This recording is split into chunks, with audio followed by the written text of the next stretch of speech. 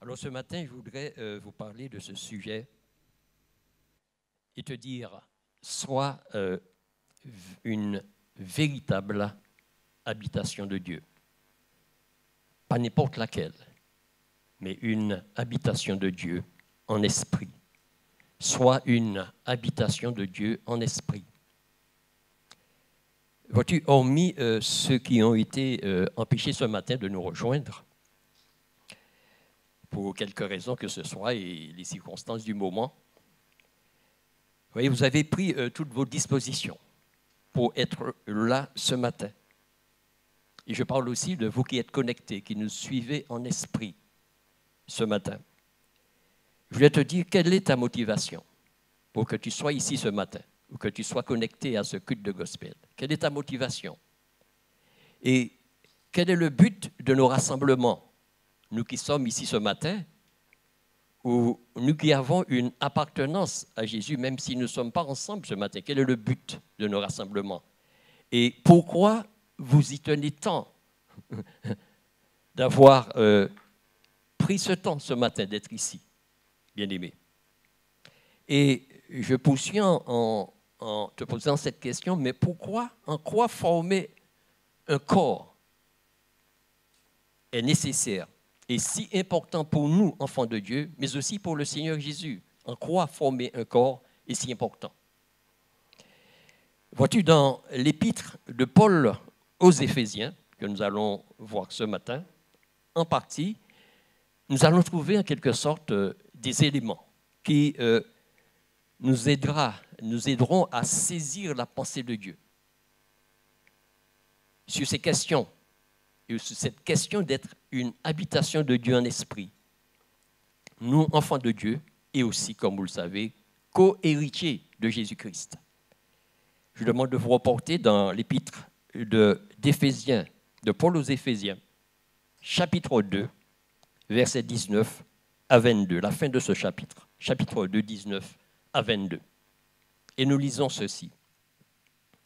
Ainsi donc, vous n'êtes plus des étrangers, ni des gens du dehors, mais vous êtes concitoyens des saints, gens de la maison de Dieu. Et vous avez été édifiés sur quoi? Sur le fondement des apôtres et des prophètes, et Jésus-Christ lui-même étant la pierre angulaire. En lui, tout l'édifice, bien coordonné, s'élève pour être un temple saint dans le Seigneur. Et ce qui nous préoccupe ce matin, en lui, vous êtes aussi édifiés pour être une habitation de Dieu en esprit. Est-ce que tu saisis véritablement, bien-aimé, ce que te dit l'apôtre Paul ici? Que tu sois une habitation de Dieu en esprit. Comment tu te considères? Est-ce que tu es cette habitation que le Seigneur attend que chacun de nous soyons? Sinon, quel genre d'habitation es-tu? Je me rappelle, je ne sais pas si vous vous rappelez, donc, cette intervention de Pasteur David l'autre semaine sur Zouk TV. Et ce jour-là, il avait présenté Pasteur Mathieu et Pasteur Sylvia. Et comme vous le savez, beaucoup ne comprennent pas pourquoi au CRC, le ministère de la Femme est là. Et les téléspectateurs ont posé la question à Pasteur, parce que ça les heurtait de voir une femme au ministère. Et l'une d'entre elles pouvait poser la question, mais si Dieu voulait qu'une femme soit au ministère, il aurait choisi parmi les 12 apôtres des femmes. Comme quoi, on veut dire à Dieu ce qu'il doit faire.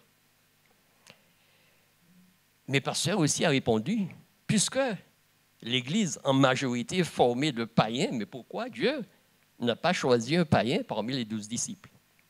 Ça peut tenir la route aussi. Voyez-vous, Dieu est souverain. Et la Bible est constituée de mystères pour ceux qui n'ont pas la foi, qui ne comprennent pas. Mais aussi, elle est composée de révélations pour nous qui croyons. Dieu est souverain. Et nous savons que Jésus a dit, que le Seigneur Jésus avait dit que le Saint-Esprit qu'il enverrait nous conduirait dans toute la vérité, mais aussi nous enseignerait des choses aussi à venir. Et nous comprenons aujourd'hui, bien-aimés, que Dieu est capable de faire entrer dans son ministère des femmes. Ça, nous le comprenons au CRC et dans d'autres ministères, bien sûr. Et ce que nous découvrons à ce propos, puisque il s'agit pour nous d'être une habitation de Dieu en esprit, mais on pourrait se dire aussi, mais pourquoi Dieu a choisi que nous soyons son habitation aussi? Pourquoi? Il aurait pu agir comme il a fait avec le peuple d'Israël, établir des temples partout avec des lieux très saints. Pourquoi il a choisi que nous soyons son habitation? On peut poser cette question. Dieu est encore souverain, bien-aimé. Et il nous fait aussi confiance pour porter son nom, pour porter Jésus, pour porter le Saint-Esprit, afin que le monde voit de quelle lumière nous sommes animés. Dieu a confiance en nous, bien-aimés, il faut le savoir.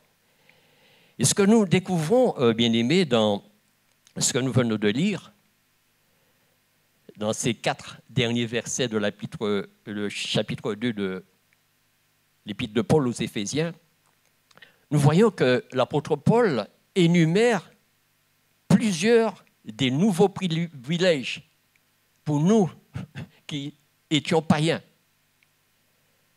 Nous qui avons cru, il énumère ces privilèges dont nous disposons maintenant, bien-aimés. Comme c'est le cas aussi des Juifs qui ont ces mêmes privilèges. Et comprends que maintenant que tu es sorti du monde, tu n'es plus un paria. Nous ne sommes plus des chiens, comme dit la parole, ni un incirconcis. Nous sommes maintenant concitoyens de tous les saints depuis acte 2, le jour où l'Église de Dieu a pris naissance, et bien au-delà aussi. Nous sommes concitoyens des saints, il faut le savoir. Et depuis cette époque, les Juifs n'ont pas plus de privilèges par rapport à nous. Ils avaient beaucoup de privilèges. C'est toujours le peuple de Dieu. Et tous ceux qui sont disséminés un peu partout, les Israélites. Tous les Juifs ne sont pas tous les Israélites ne sont pas Juifs. Il faut le savoir. Parce qu'il y a des tribus qui ont été dispersées. Il n'y a que Juda, Benjamin et une partie des Lévites qui forment les Juifs. Donc nous sommes des citoyens des cieux de première classe, des gens de la maison de Dieu, naturalisés et adoptés dans la famille divine. Quel privilège, bien-aimés. Nous qui étions dehors, est-ce que tu saisis ta position actuelle en Christ? Et si tu saisis ta position, en quoi cela implique une telle appartenance pour toi, bien-aimé? Voyez-vous, tout dans le monde est bâti sur quelque chose. Tout, bien-aimé. Soit sur du solide ou du moins solide.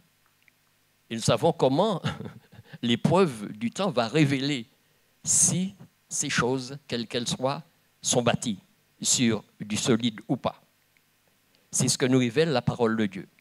Si nous sommes bâtis sur le roc, eh bien, les intempéries vont passer et nous allons rester debout. Mais si ce n'est pas le cas, eh bien, ça sera compliqué, ce sera la ruine, comme dit la parole. J'aimerais te dire ce matin, bien-aimé, que tu n'es pas fondé sur un homme, ni même sur les apôtres et les prophètes. On le voit dans 1 Corinthiens 3, 11. Nous sommes fondés sur Jésus. 1 Corinthiens 3, 11. Il est dit, car personne ne peut fonder, ne peut poser un autre fondement.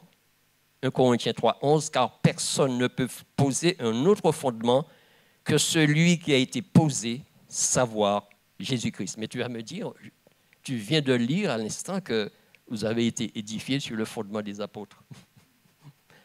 Eh bien, il faut bien regarder, mettre tous les versets qui parlent de ce sujet dans le même contexte et voir ce que la Bible dit exactement. Les apôtres et les prophètes ont posé et bâti sur ce fondement, celui de la personne et de l'œuvre de Jésus-Christ. Et rappelez-vous, dans Matthieu 16, lorsque l'apôtre Pierre a dit que tu es le Christ, le Fils du Dieu vivant, le Père, Jésus lui a dit, ce n'est pas ni la chair et le sang qui te l'ont révélé, c'est mon Père. Et Jésus de poursuivre, tu es Pierre, et sur cette pierre, mais attention, les deux pierres ne sont pas les mêmes. Tu es Pierre, et sur ce roc, c'est ce qu'il faut dire. Souvent, en comprenant que c'est Pierre, l'Église est fondée sur un homme. Non, les hommes sont morts, Pierre est mort, tous les autres sont morts.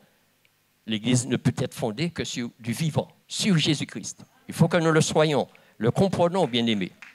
Donc, l'Église est fondée sur une vérité inébranlable qui est Jésus-Christ, qui est loin de Dieu et son Fils unique.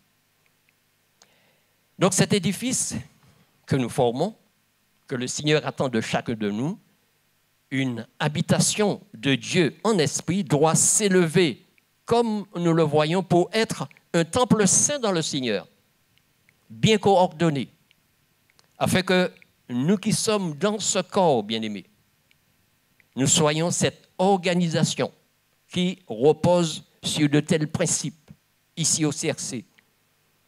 Oui, il faut que nous y travaillions pour être toujours au sommet, comme nous l'avons entendu tout à l'heure, les hommes doivent être au sommet, mais aussi, bien-aimés, les sœurs doivent l'être.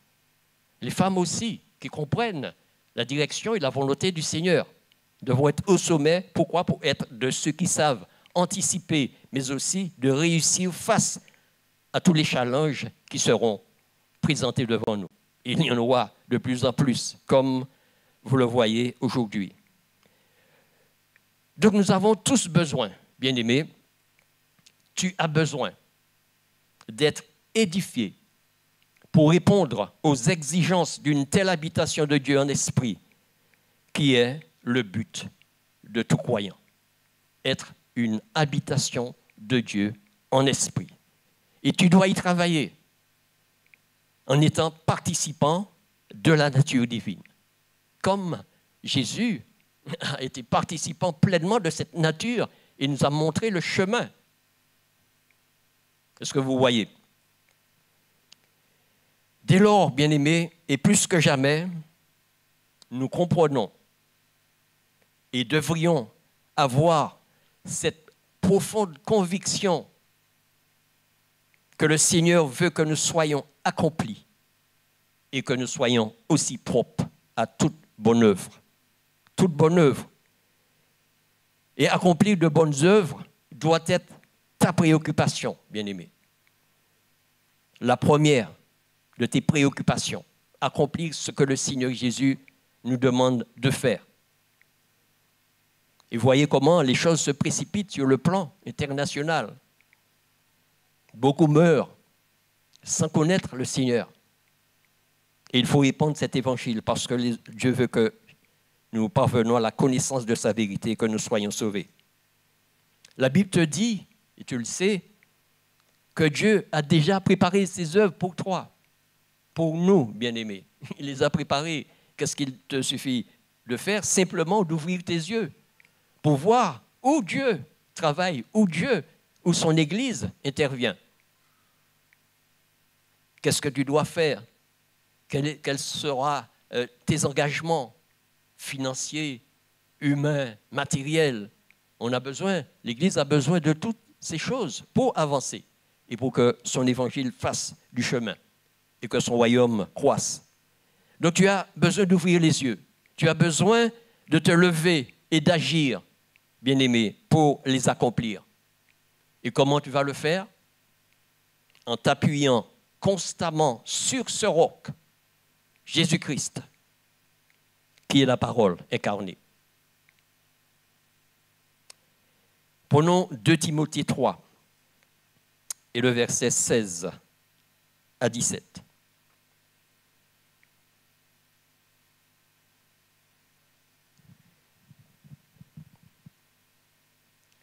C'est l'apôtre Paul qui parle ici à son disciple Timothée.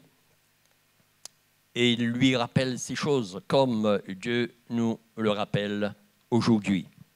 Il est dit que toute écriture est inspirée de Dieu et utile pour enseigner, pour convaincre, pour corriger, pour instruire dans la justice, afin que l'homme de Dieu soit accompli et propre à toute bonne œuvre. L'homme que tu es, comme tu as entendu ce matin, le frère que tu es, la femme que tu es, la sœur que tu es, bien-aimée, doit rechercher cet accomplissement vital dans ta vie, lequel te permettra de réaliser tout ce que le Seigneur, Jésus lui-même, a préparé pour toi, comme il l'a préparé pour moi. Et comme tu viens de le voir, cette parole est là, à ta portée. Pourquoi? Comme nous l'avons vu, pour t'enseigner. Et tu le vois comment, constamment, ici au CRC, nous sommes enseignés. Dernièrement, nous avons eu ce séminaire de la Pâque, où nous avons encore compris que nous sommes passés de l'autre côté pour accomplir ces bonnes œuvres et être des lumières dans ce monde. Donc t'enseigner, pourquoi? Pour être délivré de tout ce qui peut te freiner dans ce monde de ténèbres. Tu as besoin d'être convaincu que tu es sur le bon chemin, sur les traces de Jésus, parce qu'il t'a donné son Saint-Esprit qui est là pour te conduire dans toute la vérité et de connaître encore des choses à venir. Tu as besoin d'être corrigé aussi. Quelquefois, tu peux laisser le chemin. Et souvent, on voit dans la nature, hein, des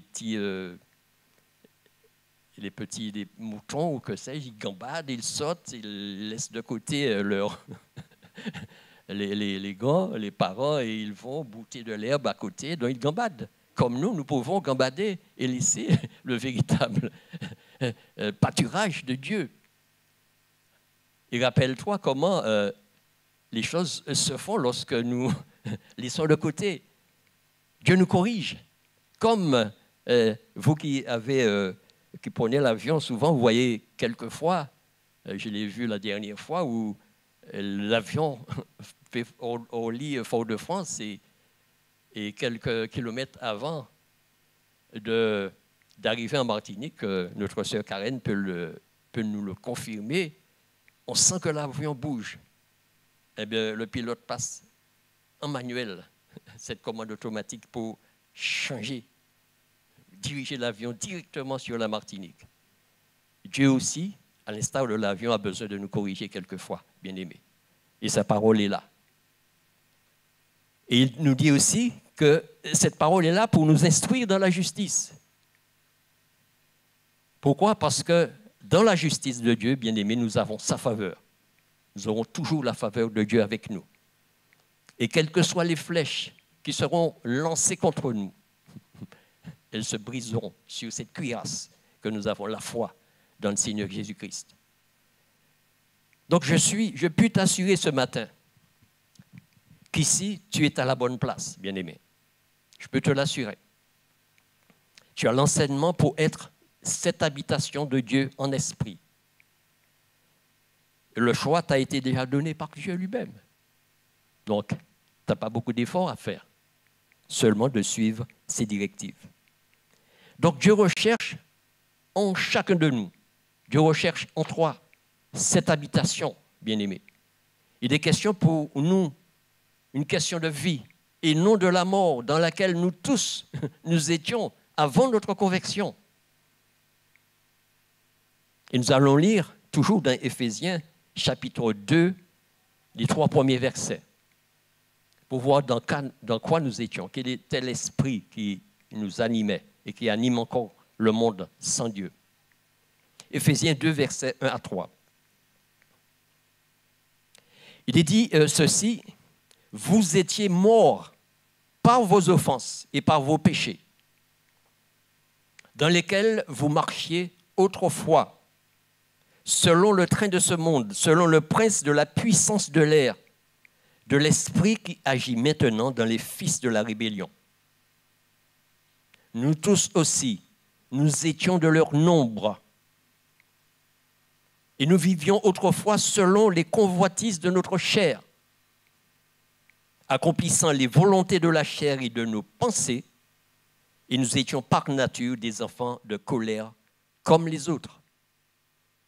Je ne sais pas si vous avez bien compris de quel genre d'habitation nous étions.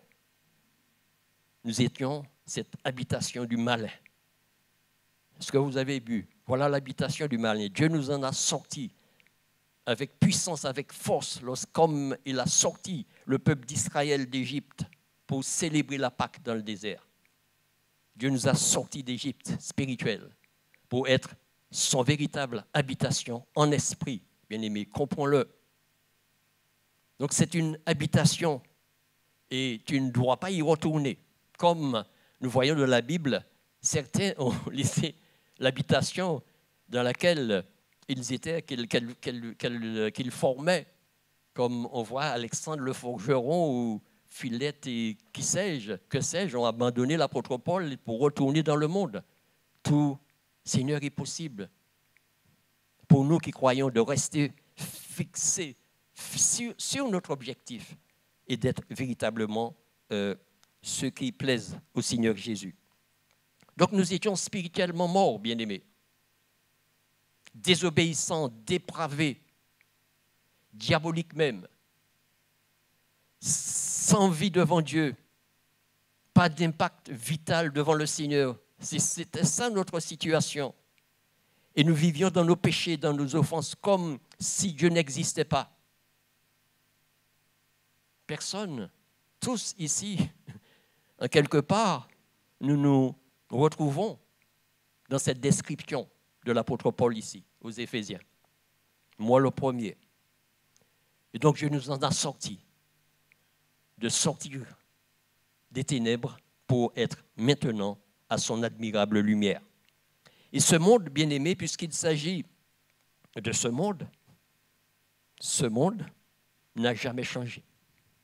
L'esprit du monde n'a jamais changé.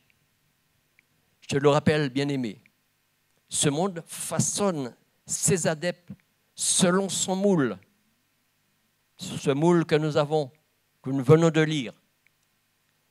Et donc, ce moule, c'est un modèle de tromperie, de mensonge, d'immoralité, d'impiété, d'égoïsme, de violence et de révolte, comme tu l'entends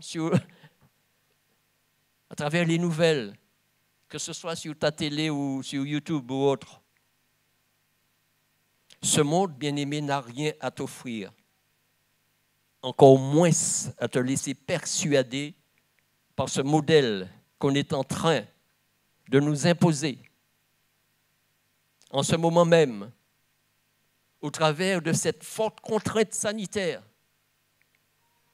qui est en train de s'installer. Nous ne savons pas quand ces choses vont s'arrêter. Qui n'est qu'un prétexte, il faut que vous le sachiez, pour nous priver de notre liberté et pour nous contrôler où que nous pouvons être. C'est cette direction qui est en train de s'installer. Ouvrez vos yeux. Le monde n'a pas changé, bien-aimés. Ce qui sera, ce qui a été sera, dit l'Ecclésiaste. Même si dans le temps, les choses n'ont pas été comme ce que nous vivons aujourd'hui. Les forces en présence qui dirigent ce monde, bien-aimés, avancent tel un rouleau compresseur. Là, devant nos yeux, mettant le paquet, comme vous le savez, pour renverser l'ordre des choses établi par Dieu, pour ainsi établir leur idéologie. Un monde sans Dieu, sans espérance en Christ. Un monde qui vit et qui est livré au mal et au chaos. Un monde qui va à la destruction, comme nous pouvons le lire dans ces chapitres de l'Apocalypse. Donc tout ce qui se passe actuellement n'est pas anodin. Ce virus qui est apparu là, ce n'est pas anodin. J'en veux pour preuve, c'est l'un des responsables de cette élite mondialiste qui avait dit au mois de juin dernier que ce virus, pour nous, est une opportunité. Pourquoi? C'est une fenêtre d'opportunité, selon ses paroles. Pourquoi? Pour que tout passe au numérique. Vous comprenez? Même nous, il faudra que nous passions au numérique. Comment peut-on te contrôler si tu n'as pas en toi les caractéristiques de tous ceux qui peuvent savoir que tu es quelque part? Réfléchissez à ce qui est en train de se passer. Donc, la puissance de séduction de ce monde est à l'œuvre. Je te dis encore, ouvre tes yeux. Ouvre tes yeux. N'entends pas d'une seule oreille, seul son de cloche. Va rechercher ailleurs les informations pour savoir ce que tu dois faire à travers tout ce qu'on veut que tu fasses en ce moment. Et je m'arrête là. Donc, bien-aimés, je prie pour que le peuple de Dieu soit bien plus qu'éveillé, pour ne pas se laisser séduire par ce qui se passe. Je prends mon temps, ni de se laisser manger à cette sauce qu'on est en train de nous préparer. Et c'est important. Donc, une habitation de Dieu en esprit, que nous sommes véritablement.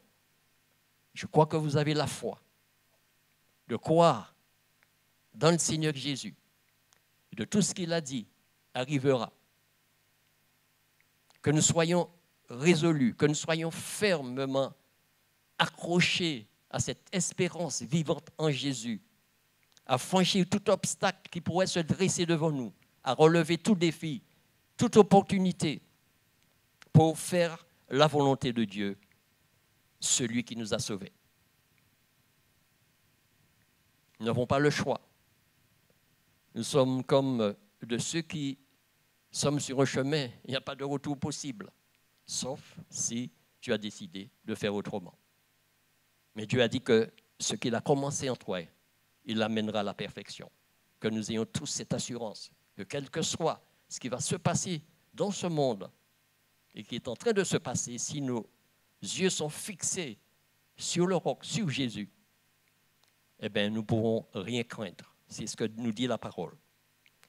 Donc, l'apôtre Paul, dans des temps comparables, comme vous le savez, même s'il n'y avait pas le coronavirus, il était confronté, le peuple de Dieu à l'époque était confronté à des difficultés, au rejet, à la violence aussi. Donc, dans des comparables, l'apôtre Paul, comme nous le savons, encourageait le peuple à rester fermement attaché à leur engagement, à servir le Seigneur, comme le Seigneur nous encourage à rester fermement attachés à le servir, quoi qu'il advienne, quoi qu'il en coûte. Nous voyons comment l'apôtre Paul priait aussi pour que notre Dieu fasse pleinement, par la foi sincère dans ses Éphésiens, dans les autres membres de l'Église, et comme aussi à nous qui avons cette foi sincère, je présume que tu as tenu à être là ce matin parce qu'il y a quelque chose de fort qui se dégage lorsque nous sommes ensemble, lorsque nous écoutons cette parole, lorsque nous recevons l'enseignement, et lorsque nous sommes préoccupés par cette situation, et que, vraiment, quelle qu'elle soit, nous allons pouvoir y passer, parce que celui qui est en nous est plus fort que celui qui est dans le monde. Donc, si aujourd'hui, le Seigneur nous considère comme son habitation, c'est ce qu'il a décidé, bien-aimé, il avait tout prévu. Le Seigneur Jésus avait tout prévu et planifié pour qu'aujourd'hui, nous soyons ses enfants d'adoption. Est-ce que vous comprenez ça? Tu avais décidé pour qu'aujourd'hui nous le soyons, ses enfants d'adoption. Il aurait pu nous faire naître dans une autre génération. Non, il l'a fait parce que nous pouvons porter cette charge. Nous pouvons être sur le pont, à l'instar de ceux qui vont souvent à croisière sur le pont. Eh bien, vous pouvez voir beaucoup de choses et discerner dans quel endroit ce bateau, ce navire nous mène Et lorsque nous arrivons à Port, où est-ce que nous sommes? Donc sur le pont, il faut que nous soyons sur le pont, que nous voyions, que nous ayons le discernement, la sagesse pour opérer en tant que tel et faire les choses selon les directives, non seulement du Seigneur, mais de ce que au CRC, les pasteurs nous demandent d'accomplir. Donc, nous allons prendre ces derniers versets, toujours dans Éphésiens, le chapitre 1, versets 16 à 23. Éphésiens 1, 16 à 23.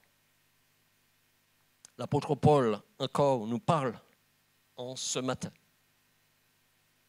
dans ces moments où les choses ne sont pas faciles, et vous le savez plus que moi. Qui est-ce qui aurait pensé qu'un jour, pour que nous sortions, nous ayons notre petite tablette et regarder à quelle distance nous pourrons aller? Est-ce qu'un jour, est-ce qu'on aurait pensé à cela? Et moi, je suis à 5 km de Carrefour, par exemple. Alors, je peux aller à Carrefour, à 5 km, là où il y a beaucoup de monde dans le magasin, retourner sans problème. Mais moi qui veux aller à 20 km sur le terrain familial où je cultive, où j'ai un régime de bananes à prendre pour que les bêtes ne mangent pas, je ne peux pas y aller. Là où je suis seul sur mon terrain, je respire l'air, tout dans la nature, je ne peux pas y aller. Quelque chose qui ne va pas. Quelque chose qui ne va pas. Oui. Chacun prend ses responsabilités.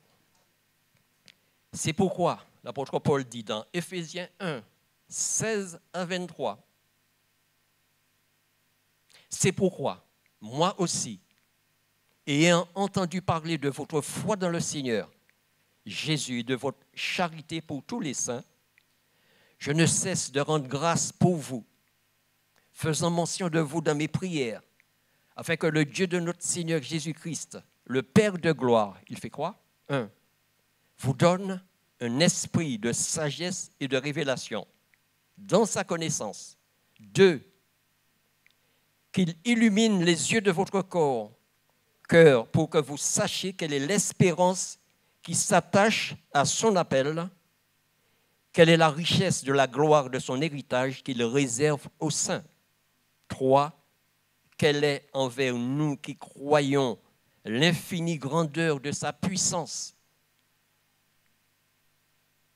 Oui, se manifestant avec efficacité par la vertu de sa force. Il l'a déployé en Christ, en le ressuscitant des morts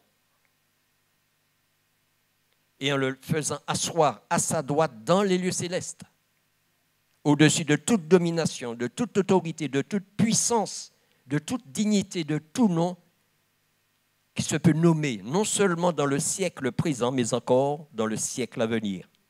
Il a tout mis sous ses pieds et il l'a donné pour chef suprême à l'Église, qui est son corps, la plénitude de celui qui remplit tout en tous.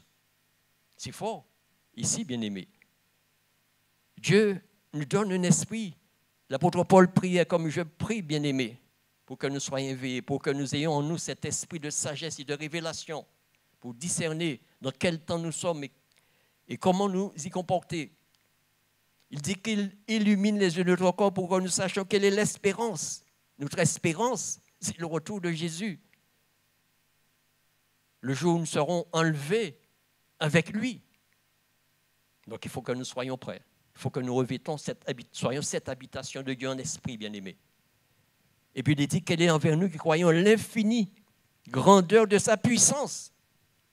Dieu a ressuscité Jésus dans les morts. Est-ce que vous pensez que le jour de la résurrection, le diable n'était pas là avec toutes les forces nécessaires pour empêcher cette résurrection? Pensez-y. Dieu a utilisé cette puissance-là pour ressusciter. Le combat était dur ce jour-là, vous pensez? Vous ne pensez pas? Et cette puissance, Dieu l'a mise en nous.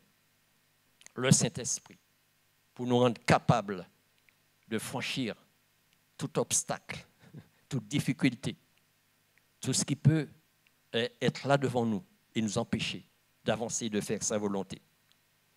Donc, cette puissance de Dieu, bien-aimé, le Saint-Esprit nous garde par la foi pour le salut qui nous est proche. Le salut nous est proche. le retour de Jésus, on le dit souvent, aujourd'hui, nous sommes plus proches qu'hier du retour de Jésus. Donc, à nous de saisir toute opportunité pour être cette habitation de Dieu en esprit. Donc, ce que je voulais, pour terminer, te dire ce matin, bien-aimé, il y a trois qui nous regardent en ce moment sur ces réseaux. Affermissons notre vocation et notre élection. Relevons les défis. Pratiquons ce qui est droit et ce qui est juste. Soyons vigilants, comme nous l'avons vu ce mercredi, avec ce sujet qu'avait abordé l'évangéliste Dominique, sur être dans le bon pâturage. Mais il faut aussi être vigilant dans ce pâturage. Il peut être tapi dans l'herbe un anaconda. Et puis, si vous savez ce que fait cette bête, il peut vous avaler comme ça, là. Il faut être vigilant. Fervent d'esprit, ayant toujours cette communion sincère avec notre Seigneur Jésus. Et c'est ainsi qu'il est dit que l'entrée dans le royaume éternel de notre Seigneur et Sauveur Jésus-Christ nous sera pleinement accordée. Amen.